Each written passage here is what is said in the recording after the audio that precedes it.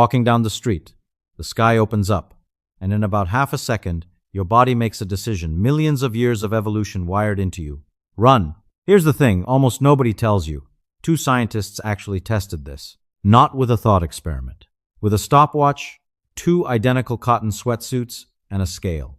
And the results surprised almost no one, except for exactly how big the difference turned out to be. This isn't a hypothetical scientist debated in a seminar room and never resolved. Somebody actually went outside, in real rain, and settled it with a number. By the end of this video, you'll know the real, measured answer to should I run in the rain, and, just as important, you'll know how to spot the difference between real physics and the kind of impressive-sounding nonsense that gets dressed up as physics on the internet. Because this exact question has been used more than once to smuggle in some genuinely bad science, think back to the last time you were actually caught in a downpour without an umbrella. There's a very specific, very physical moment, the half-second calculation your body runs before your legs even commit, where you're weighing something you've never explicitly been taught how to weigh. Time against distance, speed against exposure. Almost everyone runs that calculation the same instinctive way and reaches the same instinctive answer. And it turns out that instinct is directionally right, but for reasons your gut has no access to and no way of checking. That gap between the answer that feels right and the answer you could actually verify is exactly where this video lives. Your instinct says, less time in the rain equals less wet. Simple. But your instinct is only counting the rain falling on your head. It's completely ignoring the rain you're about to run into, the drops sitting in the air in front of you, waiting, that you're going to slam into no matter how fast or slow you go. Once you count both, just run faster stops being an obvious answer and starts being an actual physics problem, one that real scientists have solved with real data. Let's break this down the way physics always breaks things down, into pieces you can actually count separately. This particular move, take one confusing, tangled problem and split it into independent pieces that don't interfere with each other's math, isn't a trick invented for rain. It's the same basic strategy Galileo used when he separated a projectile's motion into a horizontal piece and a vertical piece and studied each one on its own, and the same strategy Newton leaned on constantly when he broke forces down into components along different directions rather than wrestling with them all at once. It's one of the single most powerful ideas in the history of physics, and it works precisely because the 2 pieces of this rain problem genuinely don't talk to each other. How much rain lands on your head doesn't care how much lands on your chest, and vice versa. Once you're allowed to treat them separately, a genuinely confusing question turns into 2 easy ones.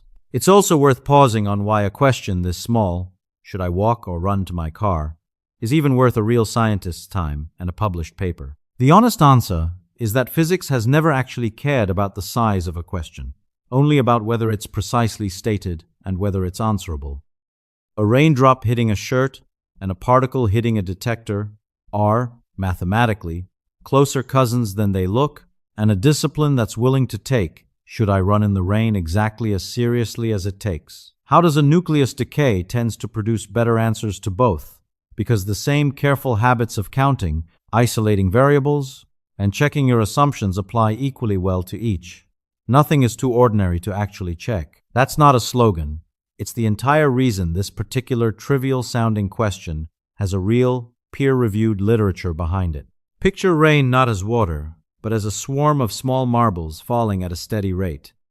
If you stood in an open field with a bucket balanced on your head, the longer you stood there, the more marbles land in the bucket. That part of your instinct is completely correct. The wetness landing on the top of your head and shoulders depends on time. Stand still for 10 minutes. You catch 10 minutes worth. Stand still for 1 minute. You catch 1 minute's worth. Less time outside genuinely does mean less water landing on top of you.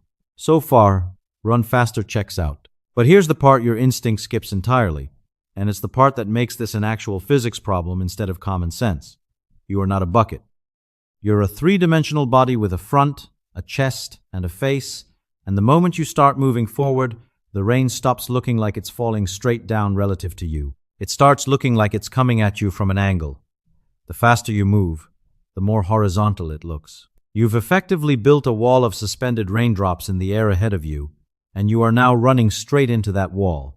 Here's the genuinely strange part. and it's worth sitting with because it's the actual heart of this problem. Imagine that wall of rain is fixed, motionless marbles hanging in a hallway you have to cross to get to shelter. Whether you crawl through that hallway or sprint through it, your body has to physically displace the exact same volume of air to get from one end to the other. You have to shove aside the same number of marbles either way. If you run twice as fast, you collide with them twice as hard, but you also do it in half the time. And the total number of collisions with your chest stays exactly the same regardless of your speed. Running doesn't reduce how much rain you run into. It only compresses how long that collision takes. So now you have two completely different effects pulling in two different directions. The rain falling on your head wants you to run as fast as possible because that part scales with time, and less time is strictly better. The rain you're running into with your chest doesn't care how fast you go because that part scales with distance, which is fixed the moment you know how far shelter is. Physicists sometimes describe this using the idea of a cross-section, literally, how big a target you present to an incoming stream of particles. Standing still, your cross-section to the falling rain is small, just the top of your head and shoulders. The instant you start moving, you tilt that cross-section open to your entire front, and the target you present to the horizontal component of your motion becomes much larger. Here's a clean way to see why speed genuinely doesn't touch the horizontal wetness at all. The volume of rain your body sweeps through, crossing a fixed distance, is just your frontal area multiplied by that distance. Speed isn't even in that equation. It's a straightforward geometric fact, not an approximation. No matter how fast or slow you cross a fixed 100 meter gap, your chest intercepts the same volume of rain sitting in that space. The only variable actually under your control is how long the vertical rain gets to land on you, and that variable strictly favors running. There's a second variable actually under your control too, and it's worth naming honestly because it's genuinely correct physics, not the speculative leap coming later in this video. Your shape. The frontal area in that equation isn't fixed. It depends on how you hold your body while you move. A person running upright presents their full chest, shoulders, and face to the horizontal rain. A person leaning forward while running angles part of that same body mass down and away from the oncoming wall of drops, trading some exposed chest for a smaller silhouette punching through the air. This is exactly the kind of variable Franco Bocci's later mathematical treatment of this problem takes seriously. Body shape and orientation aren't a footnote to the physics, they're one of the actual inputs into the equation, alongside wind speed and direction. It's a real, physically grounded lever, distinct from anything relativistic or quantum, just ordinary geometry, applied carefully. There's a vivid image some versions of this problem reach for. What if you could somehow lean all the way forward, flat and horizontal, cutting through the rain like a thin blade rather than a broad wall? Taken to its extreme, that image usually gets bolted onto a claim about superhuman or faster-than-light speed to sound dramatic. But strip the drama away, and the underlying geometric point survives completely intact and is worth keeping. A body oriented to present the smallest possible frontal silhouette to the direction of travel genuinely does intercept less horizontal rain than the same body running upright, at any ordinary human speed, umbrella-less and unsuperpowered. That's not a hypothetical about relativistic limits. It's the same shape-dependent term sitting in Bocci's actual equations, just pushed toward one extreme to make the picture vivid. You don't need to imagine flying at light speed to benefit from it. A lower, more compact running posture through heavy rain is a small, perfectly ordinary, perfectly real application of the exact same idea. This idea of cross-section isn't a cute metaphor borrowed just for this video, either. It's a real, working piece of vocabulary from actual particle physics used every day by physicists who study collisions for a living. When researchers fire beams of particles at a target to study how often they collide, or how often a specific reaction happens, the quantity they calculate is literally called a cross-section, an effective area that describes how big a target looks to an incoming stream of particles, regardless of the details of how that target is shaped. It's the exact same logic used to figure out how often a fired electron actually interacts with a nucleus. And it's the exact same logic that tells you how often a moving body intercepts falling rain. Rain and subatomic collisions are wildly different physical situations, running at wildly different scales, but the underlying counting problem, how much stuff you sweep through, given your effective size and the density of things around you, is genuinely, mathematically the same. That's a real useful connection, not a decorative one. And it's the kind of thing this channel exists to point out.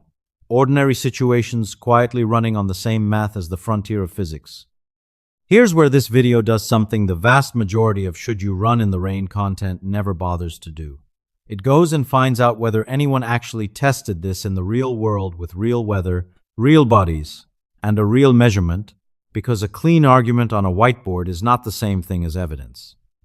In 1997, two researchers, Thomas Peterson and Trevor Wallis, published a short paper in the journal Weather that did exactly this. They measured out a 100-yard course near their office. They waited for actual rain. They put on identical cotton sweatsuits, same material, same weight, same starting dryness. One of them walked the course, the other ran it. Afterward, they weighed both sweatsuits to see exactly how much extra water each one had absorbed. Notice how much of the actual experimental care went into making the two runs comparable, rather than into anything flashy. Same fabric, so one suit didn't simply absorb water more readily than the other. Same starting weight, dry, so the comparison was about water gained, not some pre-existing difference. Same rainstorm, so both people faced identical rainfall intensity rather than one getting caught in a heavier burst than the other. That's unglamorous, deliberate control, the actual unsung work of a real experiment. And it's exactly the kind of detail that separates. We tried something and got a number from. We tried something and that number actually means what we're claiming it means. The walker's sweatsuit came out roughly 40% heavier than the runner's.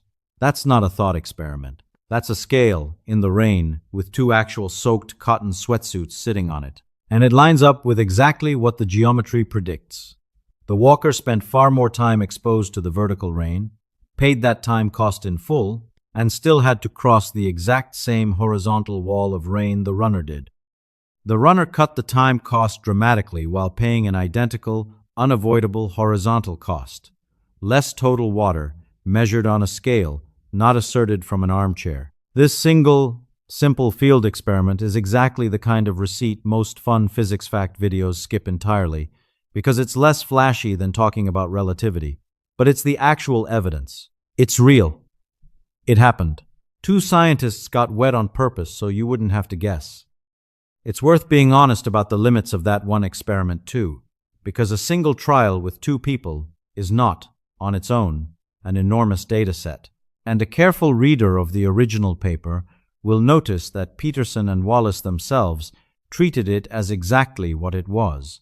A real, physical demonstration consistent with the theory, not an exhaustive statistical study across many weather conditions, many body types, and many rainfall intensities. That's precisely why it mattered so much that Bocci came along 15 years later and did the fuller mathematical version, and why researchers have kept returning to this problem with better tools since. One good experiment plus one good theory, pointing the same direction, is stronger evidence than either alone. But neither one pretends to be the final word by itself, and neither should you. Here's a part of this story that makes the case for real physical testing even stronger. And it's a genuinely humbling one for anyone who assumes we tested it automatically means we got it right the first time. The television show MythBusters tackled this exact question too, years after Peterson and Wallis. In their original test, they used an indoor rig with artificial sprinklers to simulate rain, timed a walker and a runner crossing the same distance, and weighed their clothes afterward, and the result came back the opposite of what the geometry predicts. The runner appeared to end up wetter.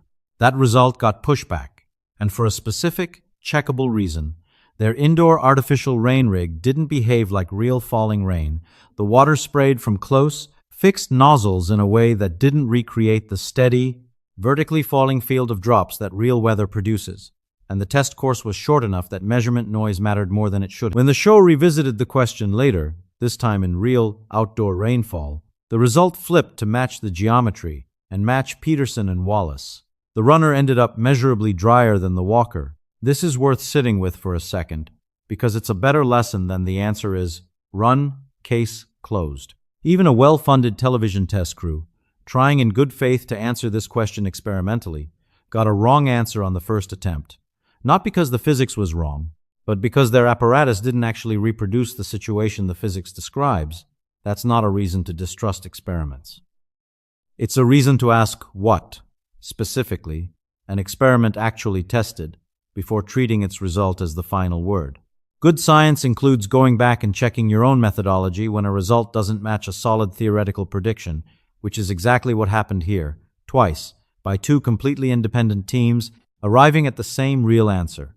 15 years after that field experiment, a physicist named Bocci went further and did the full mathematical treatment properly, publishing his results in the European Journal of Physics in 2012. He modeled the problem with real variables: body shape, wind speed, wind direction, and the angle between your path and the wind. Here's what makes Bocci's result more interesting than a simple always-run headline, and it's the kind of nuance that gets flattened out of almost every pop science retelling of this problem. For rain falling straight down, or for rain blowing into your face, running as fast as you possibly can is always the best strategy. Full stop. The faster the better. No exceptions. No optimal, slower speed hiding anywhere in the math. But if the wind and rain are blowing from behind you, at your back, the answer gets genuinely more subtle. In that specific case, there can be an optimal speed that isn't your fastest possible speed, and whether that optimal, non-maximal speed actually exists depends on your body's proportions. A person who is relatively thin, with a small chest compared to their height, is more likely to have a genuine optimal jogging speed rather than a flat-out sprint. A person built more broadly should, in general, still just run as fast as they can regardless of wind direction. Bocci himself, when asked to summarize his own much more careful, variable-dependent math for a general audience, put it plainly. In general, the best thing is to run as fast as you can, not always, but in general. That's a scientist being precise about the difference between the rule that covers almost every real situation and the literal universal law with zero exceptions, and it's a distinction worth actually keeping in your head rather than smoothing over for a punchier headline. Here's the intuition behind that one genuine exception, without needing the full equations. What actually matters to your chest isn't your speed relative to the ground, it's your speed relative to the rain. If the wind is pushing rain in the same direction you're running, and you happen to run at exactly the same speed as that horizontal component of the wind, the rain would appear to hover almost motionless relative to you, briefly minimizing how hard and how often it strikes your front. Speed up past that point, and you start catching up to drops you'd otherwise have let drift past you from behind, adding new front-facing impacts you didn't have to take. For someone built broadly, the extra vertical rain savings from running faster than that point still outweighs the small added horizontal cost. So sprinting still wins overall. For someone built narrowly, with very little chest to begin with, that trade-off can flip, and matching the tailwind's speed rather than exceeding it can, in principle, come out slightly ahead. It's a genuinely elegant piece of physics, and it's also a very narrow exception. Most real storms aren't a clean tailwind, and most people aren't at that precise slim body extreme, which is exactly why Bocci's own summary keeps circling back to, in general, run as fast as you can. There's also a more recent thread worth mentioning, honestly. Researchers have continued refining this exact problem using computer simulations as recently as this decade, modeling dryness across a much wider range of body shapes, rain angles, and wind conditions than either the 1997 field experiment or the 2012 paper alone could cover. The core conclusion hasn't changed.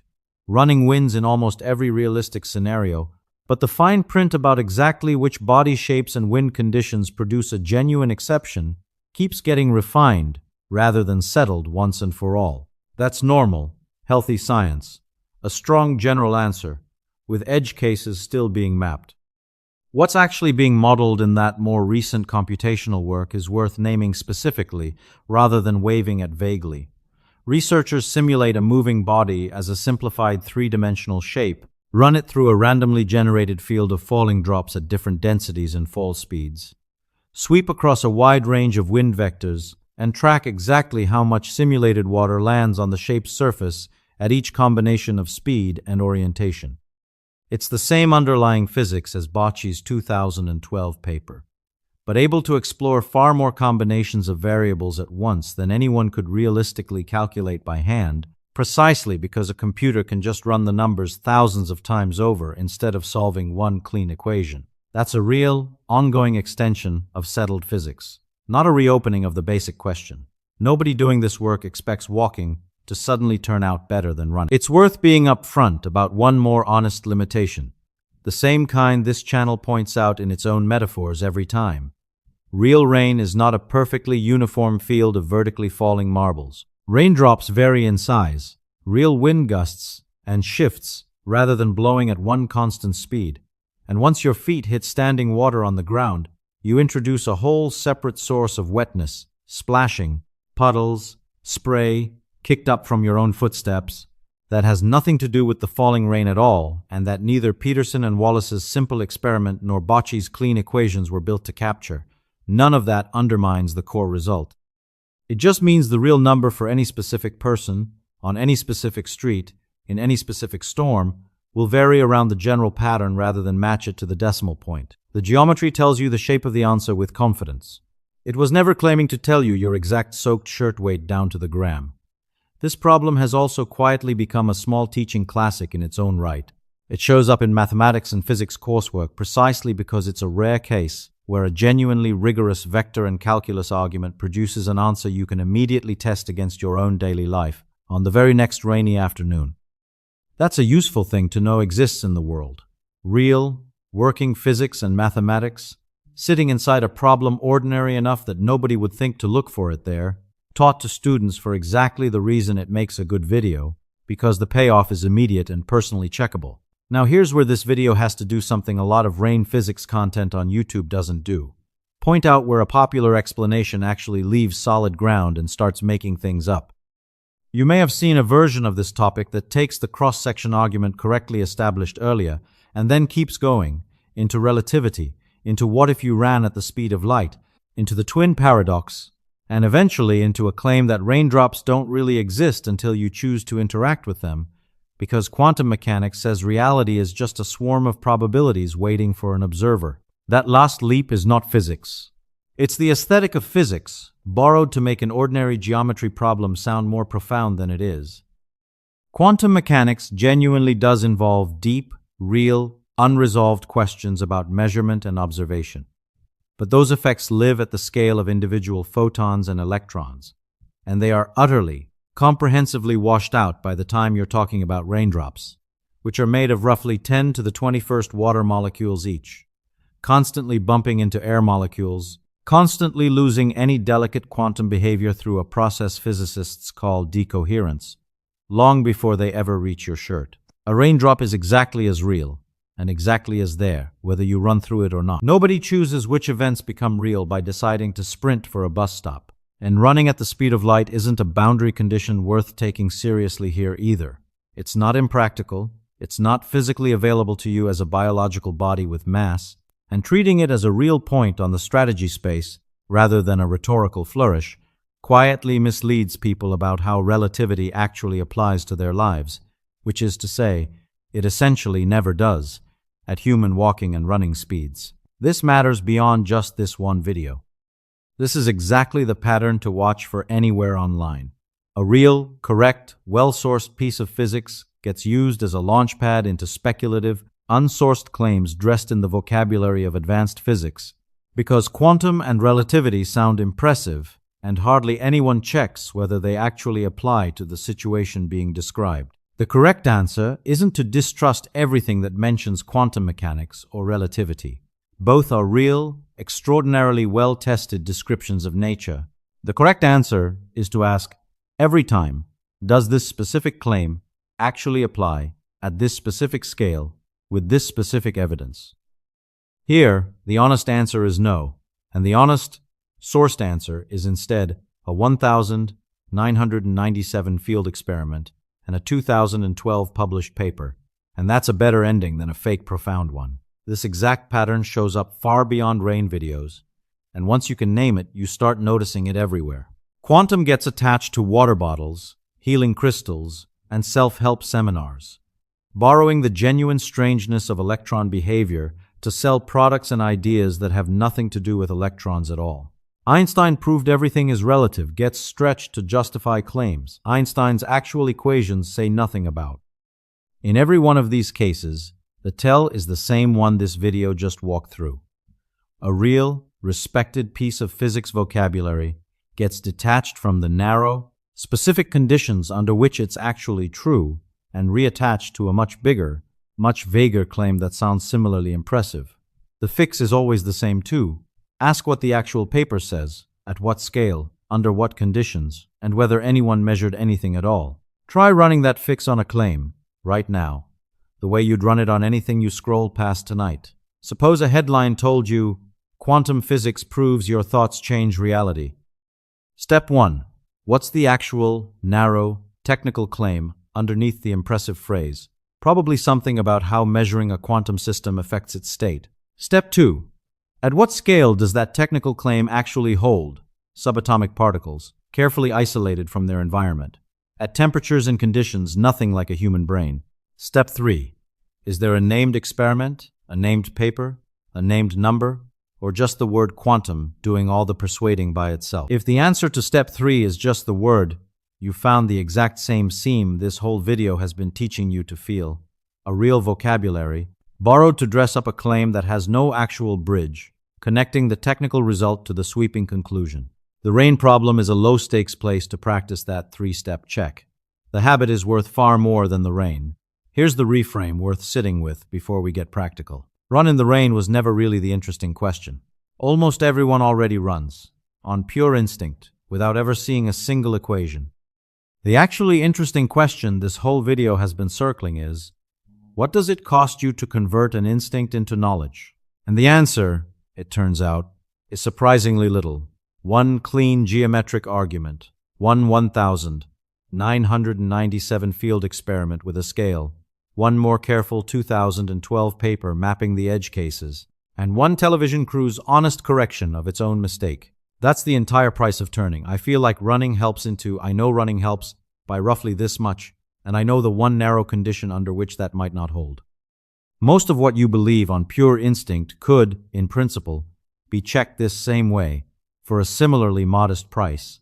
Most of it just never gets checked because nobody bothered to ask a physicist or a physicist never bothered to answer. So, practically, if it's raining and you have a fixed distance to cover, run as fast as you comfortably and safely can, especially if the rain or wind is coming from ahead of you or straight down, which covers the overwhelming majority of real rainstorms. You will get wet either way, because the horizontal wall of rain in front of you is fixed and unavoidable. Nothing about your speed changes how much of that you have to pass through. But you will get meaningfully less wet overall, verified by an actual scale weighing actual soaked cotton, not merely predicted on paper. There's a broader habit worth taking from this too, and it's less about rain and more about how you evaluate any confident-sounding explanation you come across. Notice the exact point where an explanation stops, giving you a mechanism you could verify, and starts giving you vibes. The cross-section argument in this video is checkable. You could, in principle, run the actual experiment yourself with a scale and a rainy day. The claim that you're choosing which raindrops become real is not checkable, because it isn't actually describing anything real. Learning to feel that seam, the place where a real argument quietly turns into a decorated guess, is a transferable skill that has nothing to do with rain and everything to do with everything else you'll read online for the rest of your life. One more practical wrinkle worth naming. Since real weather rarely comes straight down, if the wind is blowing rain sideways into your path, the geometry only gets more in favor of running, since your effective cross-section to headwind rain grows the moment you slow down and expose more of your front to it for longer.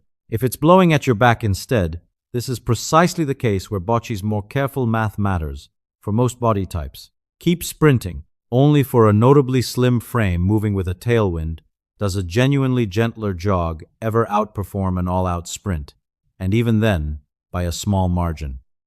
An umbrella, for what it's worth, sidesteps almost this entire calculation by physically shrinking your effective vertical cross-section to nearly zero.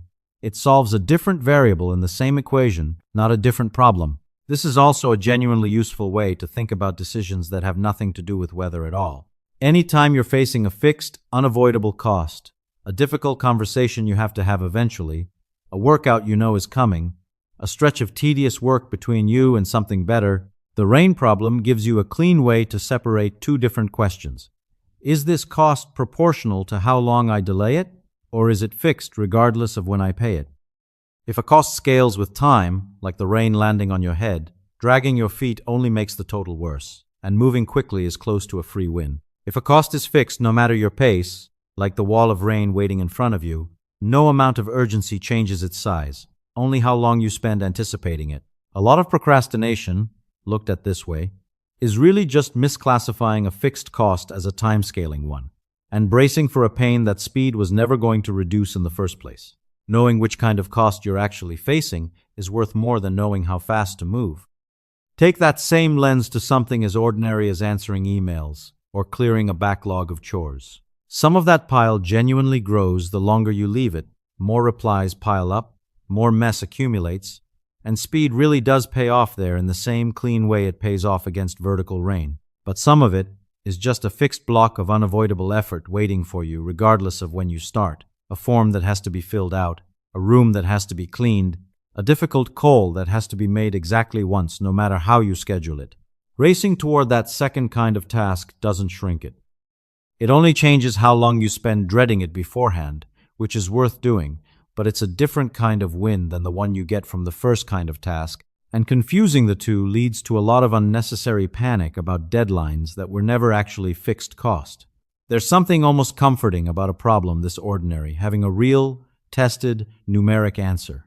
You don't have to guess whether to run in the rain, hoping your instinct is right. Two people already got soaked on your behalf.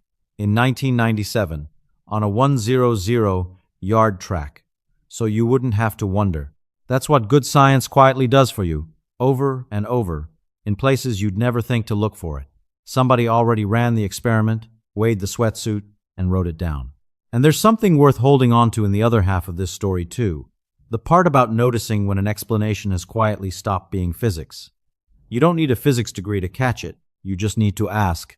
Every time something sounds impressively deep, is there an experiment behind this or just a vocabulary? That question will serve you the next time you're standing in the rain, and it'll serve you just as well the next time you're standing in front of a screen, scrolling past a headline that wants you to feel something before you've had a chance to check it. It's also worth remembering the MythBusters detour from earlier because it adds a gentler, more forgiving layer to this whole story. Even careful, well-intentioned people, actually trying to test something in the real world, got it backward on their first attempt. That's not an embarrassment. That's what real inquiry actually looks like from the inside. Messier than a tidy documentary narration, full of false starts, corrected by going back outside and doing it again properly. The version of this story that ends with, of course, running is better, obviously erases exactly the part that makes it trustworthy. Multiple independent attempts, including a wrong one, converging on the same answer once the methodology matched the real world. There's a particular kind of small, quiet satisfaction available here that has nothing to do with staying dry. It's the satisfaction of watching an ordinary, slightly annoying moment. Sky opening up, no umbrella, shelter 100 meters off, turn out to have a real, discoverable structure underneath it, one that connects, thread by thread, to particle detectors, to Newton breaking a cannonball's arc into pieces, to a television crew admitting on camera that their first answer was wrong. None of that changes how wet you get standing at the corner deciding what to do next. But it changes what that moment means while you're standing there. You're not just getting rained on. You're standing inside a small, solved piece of physics, one you can now actually explain to the next person who runs past you complaining that it didn't even help. That's a genuinely fun thing to be able to do at a bus stop, and it costs you nothing but the 90 seconds it takes to remember it. Have you ever run in the rain and felt like it didn't actually help, and wondered if your instinct was wrong, or if you'd just hit the unlucky, fixed part of the problem that no speed can avoid? Tell me, are you a sprint for it person, or a walk and accept your fate person? And now that you've seen the actual data, does that change your answer? If you're a walk and accept your fate person purely for dignity's sake, that's a completely valid reason that has nothing to do with physics, and this video isn't here to take that away from you. It's only here to make sure you know what you're actually trading for it. If you want physics that tells you exactly where the real evidence ends and the speculation begins, no exceptions, no shortcuts, that's what the Physics Storyteller exists to do. Subscribe to the Physics Storyteller. Next time on the Physics Storyteller, we take apart another everyday moment, hiding a real testable physics problem, and we go find out if anyone's actually tested it. Somewhere out there is a peer-reviewed paper about the physics of something you do without thinking every single day. And finding it, reading it, and telling you honestly what it does and doesn't prove is the whole job of this channel. The next time it rains and you're deciding whether to run, you already know something two scientists proved by getting wet on purpose. Go ahead and run. Just don't tell yourself you're bending space-time to do it.